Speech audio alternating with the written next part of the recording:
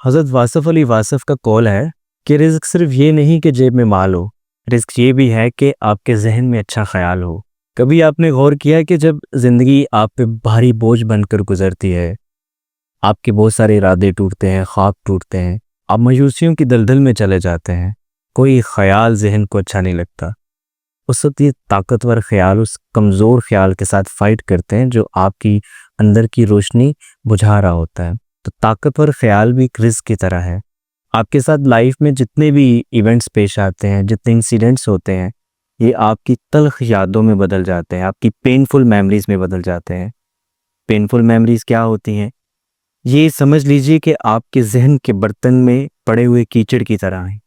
آپ اس میں جتنا دودھ ڈالتے جاؤ گے وہ دودھ نہیں ہوگا، کیچڑ میں مزید اضافہ ہوتا چلا جائے گا۔ تو آپ کے ذہن میں یہ جو پڑا ہوا گاربیج ہے، جو کیچڑ ہے، جو آپ کو بہت کم تر فیل کرواتا ہے، آپ کے اندر کی جو جینے کی امید ہے اس کو بجھا دیتا ہے، کچھ اچھا نہیں لگتا، رشتے ناطے ٹوٹ جاتے ہیں، اپنے گھر والے اچھے نہیں لگتے، تو ایسا لگتا ہے کہ جیسے زندگی ایک ڈارک فیز سے گزر رہی ہے، ماضی کے پچھتاوے بہت سارے شامل ہو جاتے ہیں، مستقبل کے اندیشے پالنا شروع کر دیتا ہے بندہ، اور حال کی زندگی اس کی بڑی متاثر ہوتی ہے۔ تو یہ جو پینفل میموریز ہیں، ان کے پیچھے ریزنز کیا ہوتی ہیں؟ اس میں بریک اپس ہیں، فیلیئرز ہیں، ابیوزز ہیں، خواہ وہ ایموشنل ابیوزز ہوں، فزیکل ابیوزز ہوں، مینٹل ابیوزز ہوں، سوشل ابیوزز ہو جاتی ہیں ہمارے ساتھ، اس میں ٹوٹے ہوئے رشتے آ جاتے ہیں، ریجیکشنز آ جاتی ہیں، بہت ساری ریجیکشنز اور ایسی چیزیں آ جاتی ہیں کہ جو آپ کے اوپر لیبل کر دی جاتی ہیں، تو وہ ہمارے اندر انٹرنل ساؤنڈز کی طرح پڑی رہ جاتی ہیں۔ تو جب کبھی تنہائیوں میں آپ اپنی ذات کا جائزہ لیتے ہیں، وہ انٹرنل ساؤنڈ جاگنے لگ جاتے ہیں۔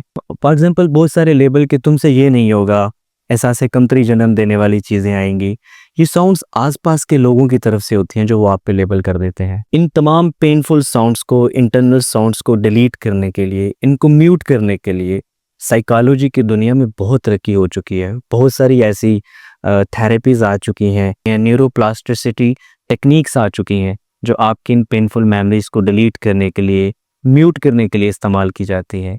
لیکن کبھی آپ نے غور کیا کہ سائیکالوجی اتنی ترقی کرنے کے باوجود بھی وہ آج تک یہ نہیں جان پائی کہ خیال ذہن میں کون ڈالتا ہے؟ اب نیورو پلاسٹیسٹی ٹیکنیکس میں ہوتا کیا ہے؟ اس میں آپ کو بہت ساری چیزیں ریئلائز کروائی جاتی ہیں جن کا حقیقت میں کوئی وجود نہیں، مگر آپ کے ذہن نے ان کو اتنی مرتبہ سوچا کہ ذہن میں اس کے ٹریکس بن چکے ہوتے ہیں۔ وہ ان کو میوٹ کرنے کے لیے، ڈیلیٹ کرنے کے لیے آپ کو بار بار باور کرایا جاتا ہے کہ اس کا وجود صرف تمہارے ذہن میں ہے، جبکہ تمہاری زندگی میں ایسا کچھ نہیں چل رہا۔ سائیکالوجی یہ نہیں جان پائی کہ خیال کہاں سے آتا ہے، تو وہ خدا کہتا ہے کہ میں ہوں جو دلوں میں خیال ڈالتا ہوں، میں ہوں جو تمہارے ذہنوں میں خیال ڈالتا ہوں، میں ہی ہنساتا ہوں، میں ہی رلاتا ہوں۔ اور ہمیں بڑے پیار اور محبت کے ساتھ یہ حکم ہے کہ دیکھو تم بڑی غلط کاریاں کرتے ہو، بہت سارے گناہ ایسے کر جاتے ہو، لیکن بالآخر دامن خیال کو امید خدا سے تہی نہ کرنا، ورنہ تم بہت بڑا جرم کر بیٹھو گے۔ تو خدا ہمیں یہ چاہتا ہے کہ ہم خدا کی ذات سے اچھا گمان رکھیں۔ تو سائیکالوجی اتنی ترقی کے باوجود آج جس نتیجے پر پہنچی ہے وہ ایک اچھا گمان ہے۔ یہی بات ہمیں خدا کہتا ہے کہ جو تم مجھ سے جیسا گمان رکھو گے، بالآخر تمہیں تمہارا اچھا گمان ویسے ہی واپس لوٹا دیا جائے گا۔ تو کیوں نہ ہم اپنی زندگی کو، اپنے آپ کو کسی قیامت سے گزارنے کی بجائے اپنے آپ کو ایک اچھے گمان پر قائم رکھیں۔ ہم اس مستقبل جس کے دامن میں ہمارے لیے کیا کچھ ہے ہم نہیں جانتے، اس کو آج سوچ کر اپنے حال کو پریشان کیوں کریں؟ تو یہ جب ہم ایسی کریٹیکل سچویشن سے گزر رہے ہوتے ہیں تو ہم آنے والے وقت کے حالات کو آج کے جو حالات ہیں ان کے اوپر بنیاد بنا کر جج کر رہے ہوتے ہیں کہ اگر یہی صورتحال رہی تو مستقبل میں بھی کوئی امید کی کرن نظر نہیں آتی۔ تو جب شیطان نے خدا سے کہا تھا کہ میں تیرے بندوں کو بہکاؤں گا، تو خدا نے اپنی ججمنٹ چیلنج میں ڈال دی تھی کہ جس کے دلوں میں میرے لیے ذرہ برابر اخلاص کی کرن ہوگی نا، وہ تیرے بہکاوے میں نہیں آئیں گے۔ دوستو کبھی غور کریں کہ شیطان نے یہ وعدہ نہیں کیا تھا کہ میں انسانوں سے گناہ کرواؤں گا۔ گناہ ہو جاتے ہیں، اللہ کی ذات معاف کر دیتی ہے، وہ بہت غفور و رحیم ہے۔ شیطان نے کہا تھا میں بہکاؤں گا، گمراہ کروں گا۔ یہ گمراہی ہے کیا؟ شیطان مایوسی لے کر آتا ہے، وہ مایوسی بن کر آتا ہے ذہن میں۔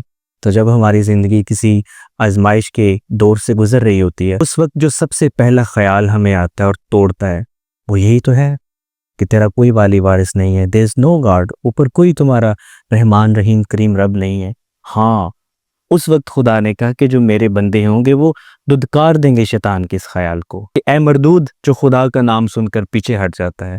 تو سائیکالوجی جتنی مرضی ترقی کر لے, یوٹیوب بھری پڑی ہے ایسی بے شمار تھیراپیز سے, ویڈیوز سے, لیکن جو لوگ واقعی ذہنی طور پر مطمئن ہیں انہیں صرف ایک اصول کو اپنی زندگیوں میں شامل کر رکھا ہے کہ آپ جیسا گمان اللہ کی ذات سے کرو گے وہ تمہارا گمان ویسے ہی تمہیں واپس لوٹا دے گا, اور یقیناً تم ہی ثابت قدم رہو گے. اگر تم ڈٹے رہے تو یقیناً تم ہی غالب آؤ گے. تو ہمارے پاس ایک سمپل سا چھوٹا سا سبق ہے کہ جب زندگی ہمیں معاشی طور پر ریلیشن شپ کے اعتبار سے آزما رہی ہوتی ہے تو بس ہم نے اندر ہی اندر مسکرانا ہے, یہ سوچ کر کہ یہ فیز بھی, یہ ڈارک فیز بھی ایک دن گزر جائے گا. اہل ایمان پہ دن بدلتے رہتے ہیں, حالات ایک جیسے نہیں رہتے.